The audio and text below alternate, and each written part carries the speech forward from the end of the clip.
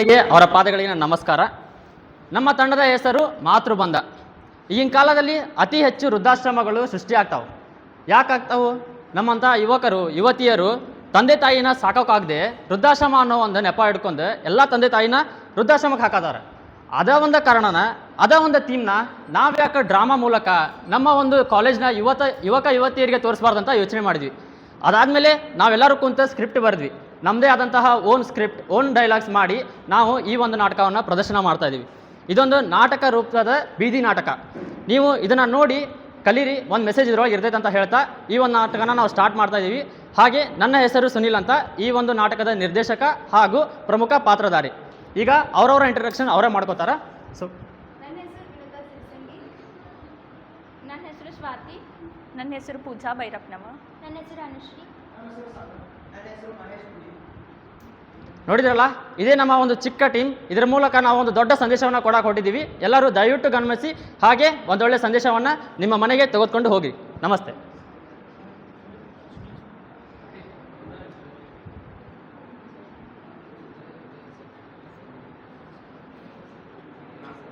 ಪಟ್ ತೋರ, time waste ಮಾಡಬೇಡ್ರಿ. ಆಗಿಲ್ಲ ಅಲ್ಲೇ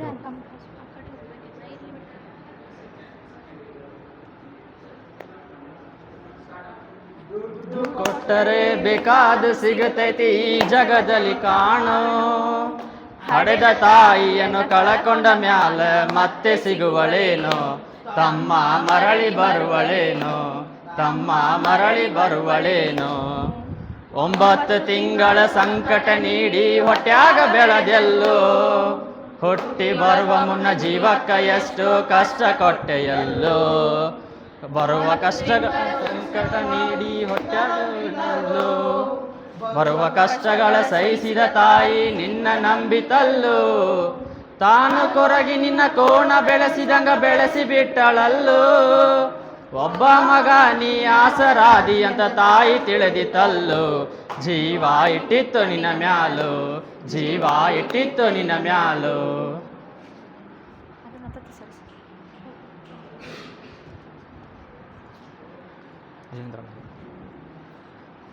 ಅಪ್ಪ ದೇವ್ರೆ, ನಾನು ನಿನಗೇನಪ್ಪ ಕೇಳಬಾರ್ದು ಕೇಳಿದೆ. ನಾಳೆ ನಾನು ಸತ್ತಾಗ ನನ್ನ ಚಿತೆಗೆ ಬೆಂಕಿ ಇಡೋಕೆ, ನನ್ನ ದೇಹಕ್ಕೆ ಹೆಗಲಾಗೋಕೆ ಒಂದೇ ಒಂದು ಮಗುನ ಕೇಳಿದೆ. ಪ್ರತಿದಿನ ಹೂವು ಹಣ್ಣು ಎಲ್ಲ ಇಟ್ಟು ಪೂಜೆ ಮಾಡಿದರೂ ನಿನಗಿಷ್ಟ ಇಲ್ಲ ಅನಿಸುತ್ತೆ. ಊರಿನ ಜನ ಎಲ್ಲ ನನ್ನ ಬಂಜೆ ಬಂಜೆ ಅಂತ ಕರೆದಾಗ ನನಗಾಗೋ ನೋವು ಪಡೋ ಸಂಕಟಕ್ಕಿಂತ ಒಬ್ಬ ಮಗ ತನ್ನ ತಾಯಿಗೆ ಅಮ್ಮ ಅಂತ ಕರೆದಾಗ ನನಗಾಗೋ ನೋವೇ ಹೆಚ್ಚು ಕಾಡ್ತಿದೆ ದೇವ್ರೆ. ಯಾಕಪ್ಪ ನನ್ನ ಜೀವನದಲ್ಲಿ ಇಷ್ಟು ಕಷ್ಟ ಕೊಡ್ತಿದ್ಯಾ? ಕರುಣೆ ತೋರಿಸು ದೇವ್ರೆ, ಕರುಣೆ ತೋರಿಸು, ಕರುಣೆ ತೋರಿಸು.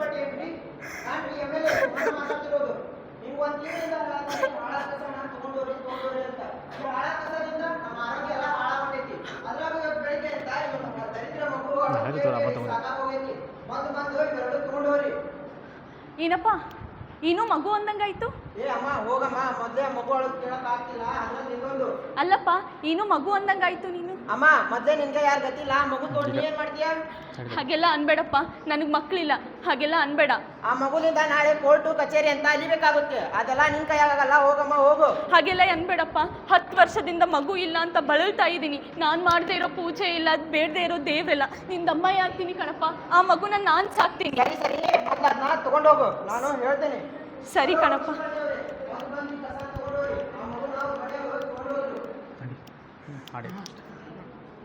ಪರಪಂಚ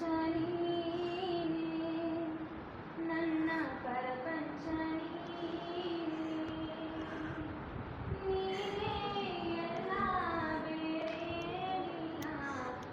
ಪರಪಂಚ ನನ್ನ ಪರಪಂಚ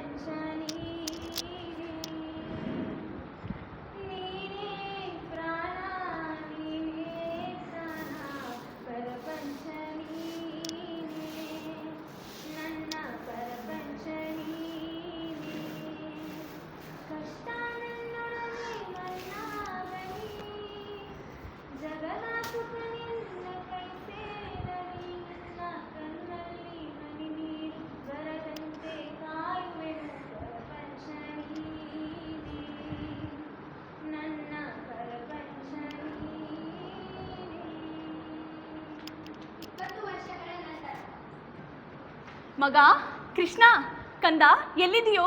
ನಿನ್ಗೋಸ್ಕರ ನೋಡು ನಾನು ಏನು ತಂದಿದ್ದೀನಿ ಅಂತ. ಏ ಅಮ್ಮ, ಯಾಕೆ ಕಿರಿಸ್ತಿದ್ಯಾ? ನಂಗೇನು ಕಿವಿ ಕೇಳಿಸಂಗಿಲ್ಲನ? ಮಗ ನೋಡು, ನಿನ್ಗೋಸ್ಕರ ನಾನು ಹೊಸ ಬಟ್ಟೆ ತಂದಿದ್ದೀನಿ. ನೀನು ಇದನ್ನ ಹಾಕೊಂಡ್ರೆ ಪುನೀತ್ ರಾಜ್ಕುಮಾರ್, ಸುದೀಪ್ ಅಂತರ ಹೀರೋ ಕಂಡಂಗೆ ಕಾಣ್ತೀಯ ನೋಡು. ನೀನ್ ತಂದಿರೋ ಈ 500 ರೂಪಾಯಿ ಶರ್ಟ್ ಇದನ್ನ ಹಾಕೊಂಡ್ರೆ ನಾನು ಸುದೀಪ್, ಪುನೀತ್ ರಾಜ್ಕುಮಾರ್ ತರ ಕಾಣ್ತೀನಿ? ಹೇ, ಯಾರಿಗಾರ ಹಿಂಗ ಹೇಳಿ. ನಮ್ಮ ಫ್ರೆಂಡ್ಸ್ ಅವ್ರ ಫ್ಯಾಮಿಲಿ ಒಳಗೂ ಅದಾರೆ, ಅವ್ರಿಗಂತಂದು 5,000 ರೂಪಾಯಿ 10,000 ರೂಪಾಯಿ ಅಂತಂದು ಸೂಟು ಬೂಟು ಕೊಡಿಸ್ತಾರೆ. ಅದ ಡ್ರೆಸ್ ಅಂದ್ರೆ ನೀನ್ ತಂದಿರೋ ಈ 500 ರೂಪಾಯಿ ಕಿತ್ತೋ ಶರ್ಟ್ ಅಲ್ಲ. ಇದನ್ನ ನಮ್ಮ ಊರಿನ ಭಿಕ್ಷುಕರು ಹಾಕೊಳ್ಳಂಗಿಲ್ಲ. ಹೌದು ಮಗ, ನಾನು ಅವರಷ್ಟು ಬೆಳೆ ಬಾಳದೆ ಇರೋಷ್ಟು ತಂದೆ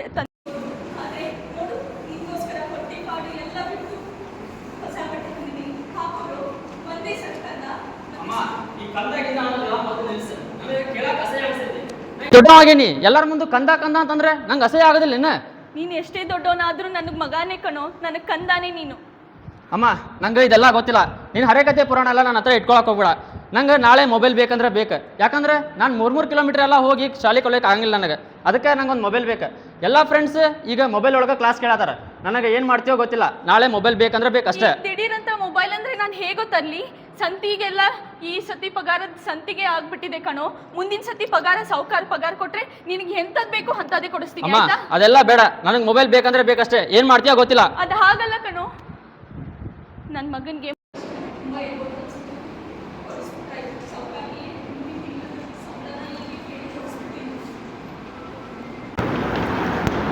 ಕೆಲವು ವರ್ಷಗಳ ನಂತರ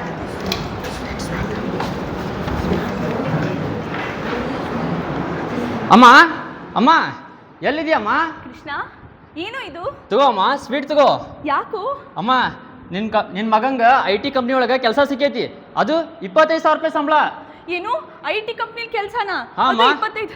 ಕೊನೆಗೂ ದೇವ್ರಿಗೆ ದೀಪ ಹಚ್ಚಿದ್ದಕ್ಕೂ ಸಾರ್ಥಕ ಆಯ್ತು ಕಣೋ. ನಿನಗೆ ಕೆಲಸ ಸಿಗುತ್ತೆ ಅಂತ ನನಗೆ ಗೊತ್ತಿತ್ತು, ಸಿಕ್ತು. ಇನ್ನೇನಿದ್ರು ಕೆಲಸ ಮಾಡು. ಒಂದೊಳ್ಳೆ ಹುಡುಗಿನ ಹುಡುಕಿ ಮದುವೆ ಮಾಡ್ಬಿಡ್ತೀನಿ. ಆಗ್ಲಿ ಅಮ್ಮ, ತುಂಬಾ ಹೊಟ್ಟೆ ಸಿದ್ದಿದಮ್ಮ. ಏನಾದರೂ ಮಾಡು ತಿನ್ನಕ್ಕೆ. ಸರಿ ಕಣಪ್ಪ, ಮಾಡ್ತೀನಿ. ಹೋಗ್ಬರ್ತೀನಮ್ಮ.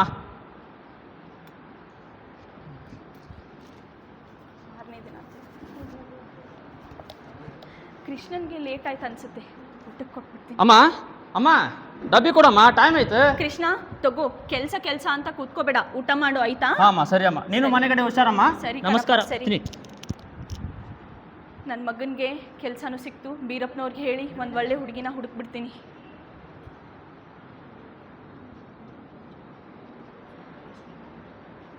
ಅಮ್ಮ, ಅಮ್ಮ ನೋಡಿಲಿ ಯಾರು ಬಂದಿದ್ದಾರೆ? ಕೃಷ್ಣ, ಯಾರ ಇವಳು? ನಿನ್ ಗೆಳತಿನ? ಅಲ್ಲ ಅಮ್ಮ, ನಾನು ಪ್ರೀತಿ ಮಾಡಿ ಮದುವೆ ಆಗಿ ಬಂದಿರೋ ಹುಡುಗಿ ಇವಳು. ಕೃಷ್ಣ, ತಮಾಷೆ ಮಾಡ್ತಿಲ್ಲ ತಾನೇ? ಅಮ್ಮ, ಇದರಲ್ಲಿ ಯಾರು ತಮಾಷೆ ಮಾಡ್ತಾರಮ್ಮ? ಅಲ್ಲ ಕೃಷ್ಣ, ಒಂದು ಮಾತು ನನಗೂ ಹೇಳ್ಬೋದಾಗಿತ್ತಲ್ವೋ? ನಿನ್ಗೆ ಯಾಕೆ ಹೇಳ್ಬೇಕಮ್ಮ? ಇದು ನನ್ನ ಲೈಫ್, ನನ್ನ ಇಷ್ಟ. ನಾನು ಯಾರು ಬೇಕಾದ್ರೂ ಮದುವೆ ಆಗ್ತೀನಿ. ಹಾಗಲ್ಲ ಕಣೋ, ಊರಿನ ಜನ ಎಲ್ಲ ಏನು ಅನ್ಕೋತಾರೆ ಹೇಳು? ಅಮ್ಮ, ಊರಿನ ಜನರ ಬಗ್ಗೆ ಎಲ್ಲ ನಂಗೆ ಗೊತ್ತಿಲ್ಲ. ನನ್ನ ಲೈಫ್ ನನ್ನ ಇಷ್ಟ, ಏನಾದರೂ ಮಾಡ್ಕೋ.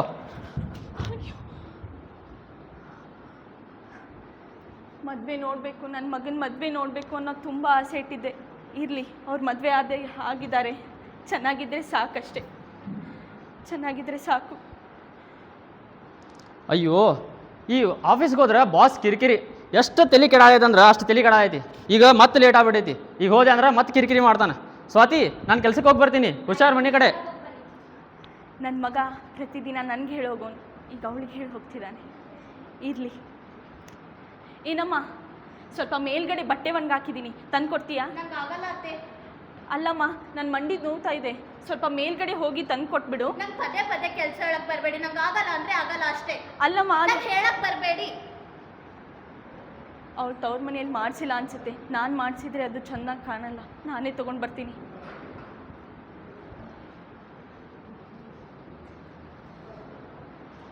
ಏನಮ್ಮ, ಹೊತ್ತಾದರೂ ನನ್ನ ಮಗ ಬರಲೇ ಇಲ್ಲ. ಒಂದು ಫೋನ್ ಮಾಡ್ತೀಯಾ? ಬಂದರೂ ಬರ್ಬೋದು. ಅಯ್ಯಪ್ಪ, ಹೇಳ್ದಂಗೆ ಆಯ್ತು. ಆಫೀಸ್ಗೆ ಲೇಟಾಗಿ ಹೋಗ್ಬಿಟ್ಟೆ. ಆ ಆಫೀಸ್ ಬಾಸ್ ನನಗರ ಬೈಯಕ್ಕೆ ಸ್ಟಾರ್ಟ್ ಮಾಡಿಬಿಟ್ಟ. ಎಲ್ಲರ ಮುಂದೆ ಅಸಹ್ಯ ಆಗ್ಬಿಡ್ತು. ಛೇ, ಸ್ವಾತಿ, ಒಂದು ಕಪ್ ಚಹಾ ಮಾಡ್ಕೊಂಬ, ಭಾಳ ತಲೆ ನುಸಾದೈತಿ. ಸ್ವಾತಿ, ನನಗೊಂದು ಕಪ್ ಮಾಡ್ತೀಯಮ್ಮ?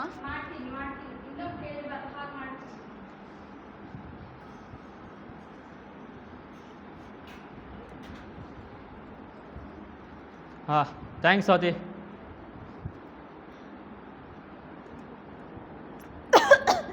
ಏನು ಇದು ಚಹಾ ಇಷ್ಟೊಪ್ಪಾಗಿದೆ? ಹಾಗೆ ಕುಡಿತಿದ್ಯಲ್ಲ. ಕರೆಕ್ಟ್ ಆಗಿದೆಯಲ್ಲಮ್ಮ. ಅಲ್ವೋ ನೋಡಿಲಿ, ನೀನೇ ಕುಡಿದು ನೋಡು, ಚಾಯ್ ಇಷ್ಟುಪ್ಪಾಗಿದೆ ಕಣೋ. ಅಮ್ಮ ನನಗೆ ಬೇರೆ ನಿನ್ ಬೇರೆ ಮಾಡ್ತಾಳ? ಸುಮ್ಮನೆ ಅವಳು ಲವ್ ಮ್ಯಾರೇಜ್ ಆಗಿದೆ ಅಂತ ಅಪೋದ ಹಾಕ್ಬೇಡ ನೀನು. ಹೇ ನಾನು ಯಾಕೋ ಅಪವಾದ ಹಾಕ್ಲಿ? ನೋಡಿಲಿ. ಏ ಅಮ್ಮ, ಮೊದಲೇ ನನಗೆ ಆಫೀಸ್ ಟೆನ್ಷನ್, ಅದರಲ್ಲೇ ನೀನು ಬೇರೆ ವಟ ವಟ ಅನ್ಕೊಂತ ಯಾವಾಗಲೂ. ಹಾಗಲ್ಲ ಕಣೋ, ನಿಜವಾಗ್ಲೂ ಅವಳು ಉಪ್ಪಾಕಿದಾಳ ಅದರಲ್ಲಿ. ಏ ಸ್ವಾತಿ, ಅಮ್ಮ ಏನು ಹೇಳ್ತಿದ್ದಾಳೆ? ಏನಾಯ್ತತ್ತೆ?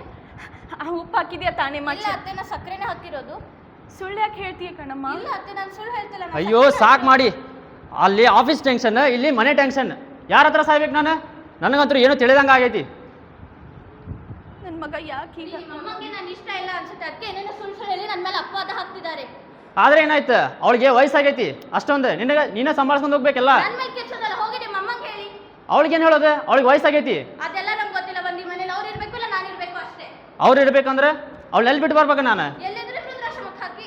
ಹಾಂ, ರುದ್ರಾಶ್ರಮನ? ಏ ಅದೆಲ್ಲ ಆಗೋದಿಲ್ಲ, ನಮ್ಮಮ್ಮ ಇಲ್ಲೇ ಇರ್ತಾಳೆ.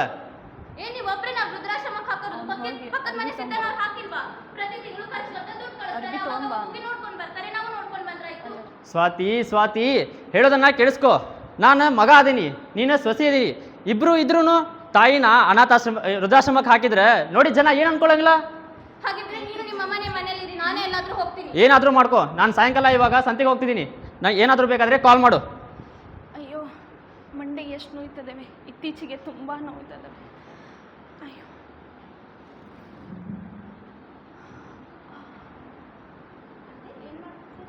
ಏನಿಲ್ಲ ಕಣಮ್ಮ, ಮಂಡೆ ನೋಯ್ತಾ ಇದ್ದಾವೆ. ಅದು ನಿಮ್ಮ ಹತ್ರ ಏನೋ ಹೇಳ್ಬೇಕಿತ್ತು. ಹೇಳಮ್ಮ, ನನ್ನ ಹತ್ರ ಯಾಕೆ? ಹೇಳ್ಬಾರ್ದಾಯ್ತಾ? ಅಯ್ಯೋ ಇಲ್ಲಮ್ಮ, ಹೇಳು. ಅದು ನಾವು ಈ ಮನೆನ ಬೆಳೆಸಿ ಹೊಸ ಮನೆ ಕಟ್ಟಿಸ್ಬೇಕಂತಿದ್ವಿ, ಅದಕ್ಕೆ ನಿಮ್ 4 ದಿನ ವೃದ್ಧಾಶ್ರಮದಲ್ಲಿ ಇಡ್ಬೇಕಂತಿದ್ವಿ. ಹೌದಾ? ಆದರೆ ನನ್ನ ಮಗ ವೃದ್ಧಾಶ್ರಮ ಅಂದರೆ ಒಪ್ಕೊಳ್ಳಲ್ಲಮ್ಮ. ಅವ್ರಿಗೆ ನಾ ಹೇಳ್ತೀನಂತೆ, ನೀವು ಹೂ ಅನ್ನಿ ಅಷ್ಟೇ ಸಾಕು. 4 ದಿನ ಅಲ್ಲಮ್ಮ, ನನ್ನ ಮಗನ ಬಿಟ್ಟು ನಾನು ಇರಲ್ಲ. ಹಾ, 4 ದಿನ ಅಂತೆ.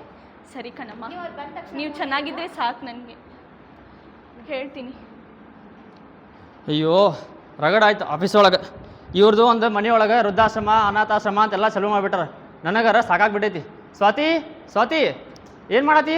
ಏನಿಲ್ಲ, ನಾ ಬೆಳಗ್ಗೆ ಏನೋ ಹೇಳಿದ್ನಲ್ಲ, ಅದ್ರ ಬಗ್ಗೆ ಏನು ಯೋಚನೆ ಮಾಡಿದ್ರಿ? ಅಯ್ಯಪ್ಪ ಮತ್ತೆ ಸ್ಟಾರ್ಟ್ ಮಾಡಿಲ್ಲಪ್ಪ ಇವಳು.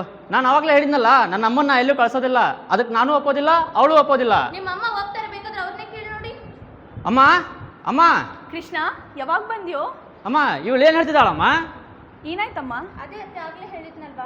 ಹೌದು ಕೃಷ್ಣ, ಈ ಮನೆನ ನಿಮ್ಮಪ್ಪ ಸಣ್ಣೋರಿದ್ದಾಗೆ ಕಟ್ಸಿದ್ದು, ನೀನು ಚೆನ್ನಾಗಿ ಕಟ್ಸು. ನಾನು ಅದು ಹಂಗಲ್ಲಮ್ಮ, ನೋಡಿದ್ದ ಜನ ಏನಂತಾರಮ್ಮ? ಅಯ್ಯೋ ನೀನೇನು ನನ್ನ ಅಲ್ಲೇ ಇಟ್ಬಿಡ್ತೀಯಾ?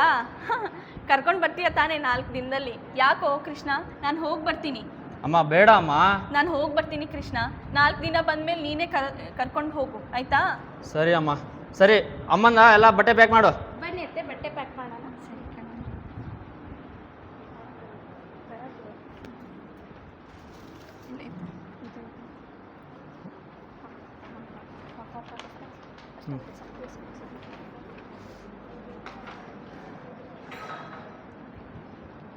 ಅಮ್ಮ ಹುಷಾರಾಗಿರು.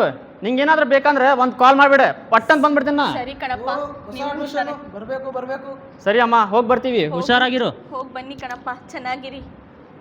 ನನ್ನ ಹೆಸರು ರಾಮಣ್ಣ ಅಂತ. ನಾವೆಲ್ಲರೂ ಪ್ರೀತಿಯಿಂದ ನಿಮಗೆ ಬೇಕು ಅನ್ನೋ ಪ್ರೀತಿಯಿಂದ ಕರೀರಿ. ಅಂದಾಗೆ ನಿಮ್ಮ ಹೆಸರೇನು?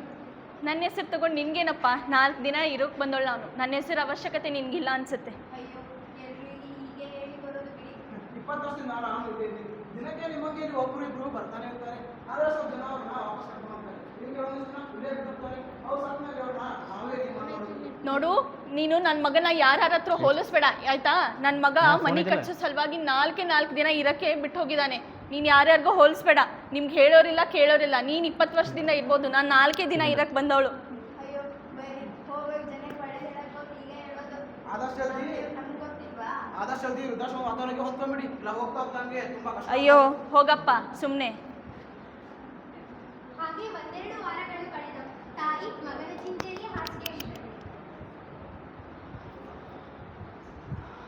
ನಾನು ಈ ಸಲ ಎಲೆಕ್ಷನ್ ಒಳಗ ಆರಿಸ್ ಬಂದೀನಿ. ಅದಕ್ಕಂತ ಇವ್ರಿಗೆಲ್ಲ ಸ್ವೀಟ್ ಅಂದೀನಿ. ಸ್ವೀಟ್ ನೋಡ್ಪಾ.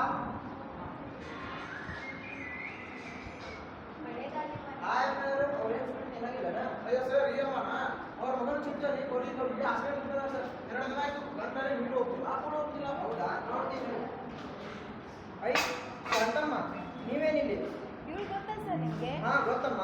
ಪಾಪ ಸರ್ ಇವಳು ತನ್ನ ಮಗನ ಚಿಂತೆಯಲ್ಲಿ ಕೊರಿ ಈ ಥರ ಆಗಿಬಿಟ್ಟಿದ್ದಾಳೆ.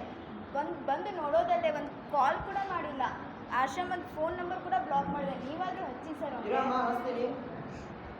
ಹಲೋ ಹಲೋ ಯಾರೀ? ನಾನಪ್ಪ MLA. ಹಾಂ ಸರ್ ಹೇಳಿ ಸರ್.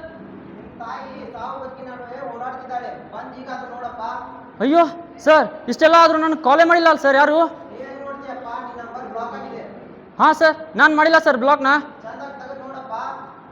ಅಯ್ಯೋ ಇರಿ ಸರ್, ನಾನು ಬ್ಲಾಕ್ ಮಾಡಿಲ್ಲ ಅಲ್ಲ. ಏಯ್ ನೀನೇ ಬ್ಲಾಕ್ ಮಾಡಿತಾನೆ ನಮ್ಮನ್ನ ಬರ. ನಾನು ಮಾಡಿಲ್ಲ ರೀ. ನೀನು ಮಾಡಿದೆ ಮತ್ತೆ ಯಾರು ಮಾಡ್ತಾರೆ? ಬಾ ಈಗ ಬಾ ಈಗ, ನಮ್ಮಮ್ಮ ಸಾವು ನಡುಕಿನ ಬದುಕಿ ನೋಡಿ ಹೊರಡ್ತಾಳ. ಬಾ ಅಮ್ಮ. ಸರ್ ಎಲ್ಲಿ ಸರ್ ನಮ್ಮ ತಾಯಿ ಎಲ್ಲಿ ಸರ್? ಅಮ್ಮ ಅಮ್ಮ ಅಮ್ಮ. ಹೀಗಾದ್ರೂ ನೋಡಪ್ಪ, ಸಾಕಿದ ತಾಯಿನ. ಸರ್ ನೀವು ಸಾಕಿದ ತಾಯಿ ಅಂತಲ್ಲ ಹೇಳ್ಬೇಡಿ ನಮ್ಮ ಅಮ್ಮಂಗೆ. ನನಗೆ ಗೊತ್ತಿರೋ ಸತ್ಯ ನಿನ್ನೇನು ಗೊತ್ತಪ್ಪ? ಅಮ್ಮ ಸರ್ ಇವಳು ನಾನು ಎತ್ತಿ ತಾಯಿ ಸರ್. ಇಲ್ಲಪ್ಪ, ಯಾವುದೋ ಒಂದು ಕಸ ತೊಟ್ಟಿಯಲ್ಲಿ ಬಿದ್ದಿರೋ ನಿನ್ನನ್ನ ಹೊರತು ಸಾಕಿದ್ದಲ್ಲ ಆ ಮಹಾ ತಾಯಿಗೆ ಆಗ್ಬೇಕಾಗಿದ್ದೆ. ಅಮ್ಮ ಅಲ್ಲ ಸರ್